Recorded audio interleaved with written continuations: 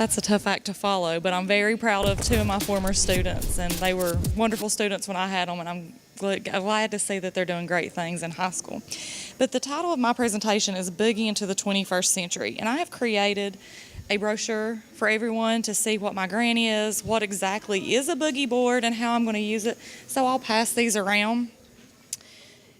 But a student was in my class one day, and she was finished with her work, and she was drawing on this. And of course I said, what are you doing, what are you drawing on? So she showed me her boogie board, and I thought, wow, that would be a great tool to have in the classroom, because it's going to be very engaging to the students.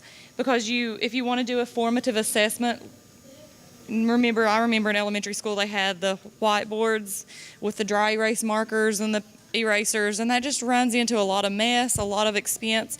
But if we're doing a formative assessment and it's a yes or no question, a student can just write their answer, hold it up for me to look at, and then once I see that everybody has the correct answer, they clear it off with a click of the button. So the one concern I had about these is because we've all been in middle school and we all like to draw rocket ships on the desk and the walls and your classroom textbooks. But I just figured that I would lie to my students and tell them that this is mirrored to my computer.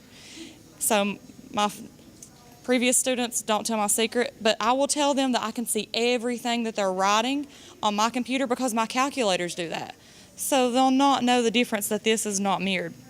The ones that I actually ordered were $24.99, and they are a larger size than this. I was just fortunate that my student let me borrow this to bring with me today, but they're more the size of an iPad, so that will be easier for me to see as I'm doing the formative assessments. There's lots of different options with this. If I wanted the students to answer their bell ringer quiz, I could just take them up.